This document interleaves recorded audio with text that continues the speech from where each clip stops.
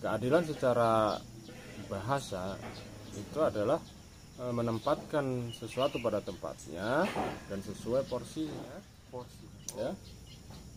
Secara istilah syar'i ya, itu adalah memutuskan perkara yang sesuai dengan hukum Allah, atau syariat Islam itu sendiri. Kalau hari ini kan sesuai ayat hawa nafsu, sesuai ayat konstitusi. Nah, sesuai hawa nafsu. Sebagaimana juga pendapat Imam Ibnu Taimiyah ya, di dalam kitab beliau yaitu kitab As-Siyasah Asy-Syar'iyyah di halaman 15. Beliau mengatakan bahwa keadilan itu adalah apa-apa yang ditunjukkan oleh Alkitab dan Sunnah. Itu berarti syariat Islam. Itu ada apa? Karangan ulama.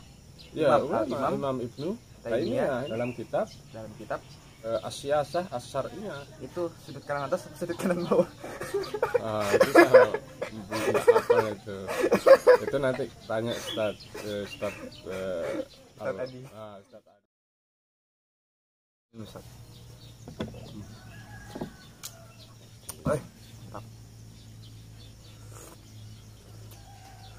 Masya Allah, pagi menjahe. Ini harus sunahnya ya, Ustaz? Ada sunahnya deh. Minum jahe tadi. Ya ada. Zaman Nabi kan nggak ada jahe. Insya Allah kan untuk niatnya untuk menyehatkan badan. Oh, iya.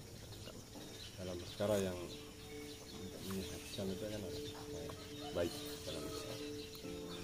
Iya, betul. Ustaz. Ya, ini kita mulai pagi dengan insya Allah dengan hal yang bermanfaat.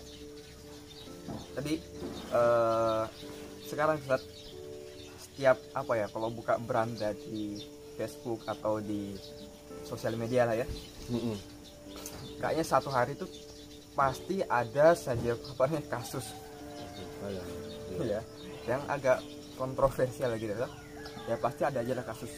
Nah, jadi gini, apa nih, kalau kita melihat sebuah kondisi hari ini yang secara real nyatanya Ustaz, saya melihat sepertinya kalau dalam sistem kali ini nih, yang saat ini itu seperti sudah tidak ada lagi keadilan Ustaz.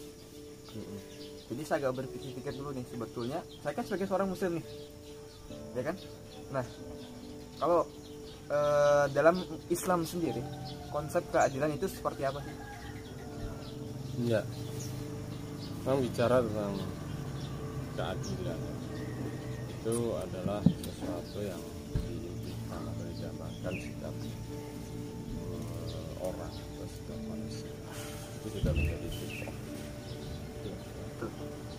Dan untuk membincangkan konsep keadilan, tentu yang pertama kita harus mengetahui apa itu keadilan. Nah, suaranya agak keras, posisi kita agak jauh dari mic kita. Bicara tentang keadilan ya, ini adalah sesuatu yang memang diimpikan atau didambakan oleh setiap orang atau setiap manusia, karena ini adalah bagian dari fitrahnya manusia itu sendiri. Nah, tentu yang pertama kita harus tahu dulu apa itu keadilan.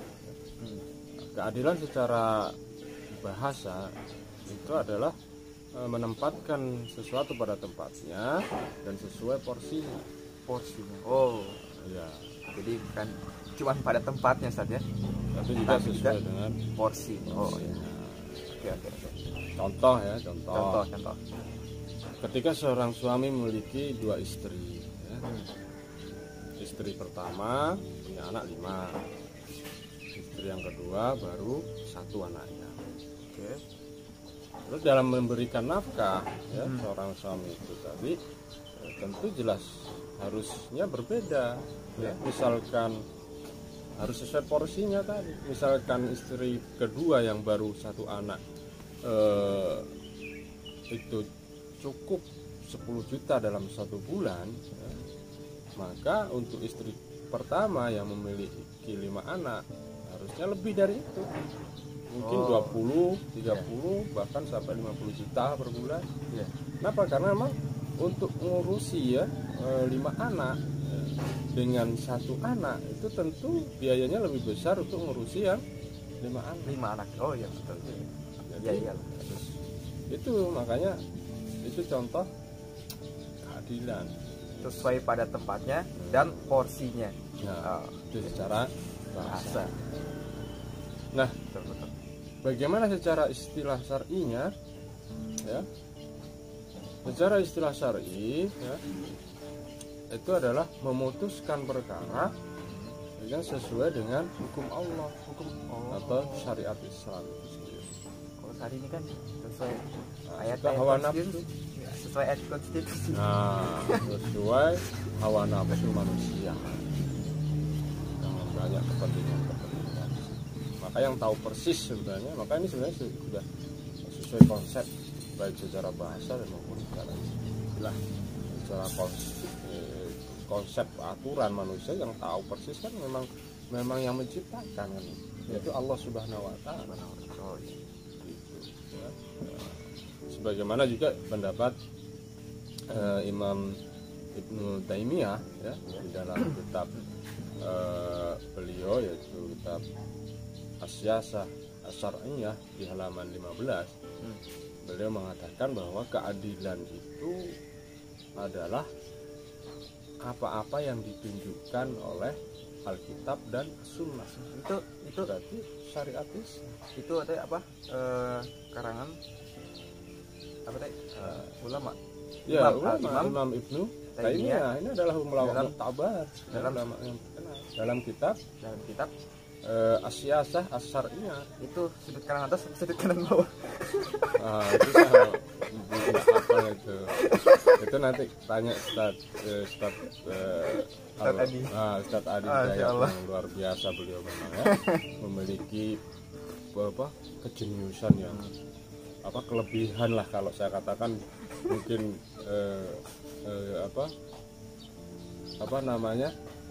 anugerah yang beliau punyai yang diberikan oleh Allah Subhanahu wa taala, sampai hafal itu sudut atas, sudut kiri ya, bawah, bagian kanan, masya Allah, luar biasa. Intinya di situ. Nah, ya jika memang kita ingin menciptakan sebuah keadilan yang hakiki, yang benar ya, betul-betul tercipta itu keadilan dalam kehidupan, maka tidak ada cara lain sebenarnya, yaitu dengan harus menerapkan syariat Islam secara kafah. Kenapa? Karena memang syariat ini adalah syariat yang sudah dari zat yang maha adil gitu loh. Ya. Dan kalimat ini Al-Qur'an ini memang sudah disempurnakan Allah dan akan membawa keadilan. Sebagaimana firman-Nya di surah Al-An'am ya kan? Ya. Di ayat 115 beliau mengatakan Allah Subhanahu wa taala berfirman, Bismillahirrahmanirrahim, wa tammat kalimatu rabbika sidqan wa adla. Sidqan wa adla. Ya kan? Itu. Yang artinya adalah telah sempurnalah kalimat Tuhanmu, yakni Al-Qur'an, sebagai kalimat yang benar dan adil. Masya Allah. Juga surah At-Tin ayat 15 ya kan, di situ dikatakan ini kan, Allah mengatakan alaihissallahu biahkamil hakim. Bukankah Allah hakim yang maha adil? Kan gitu. Artinya kalau kita ingin betul-betul menginginkan sebuah keadilan yang benar dan yang hakiki dan betul-betul akan tercipta dalam kehidupan ya, itu tidak ada cara lain sekali lagi, yaitu diterapkannya syariat Islam secara kafah. Karena memang syariat Islam itu adalah diturunkan atau yang yang disampaikan oleh zat yang maha adil, yaitu Allah Subhanahu wa taala. Allah alam. Tapi sekarang apa ya Sadya?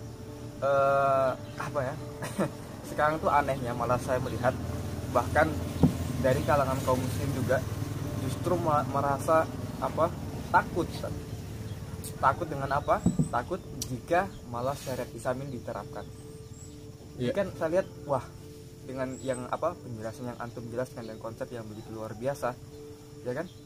Terus melihat sebuah keadaan, kondisi, bahkan dari kalangan kaum muslim pun malah mengatakan bahaya ini kalau syariat Islam diterapkan di Indonesia dengan berbagai macam budaya, suku, ya kan, yang ada di Indonesia.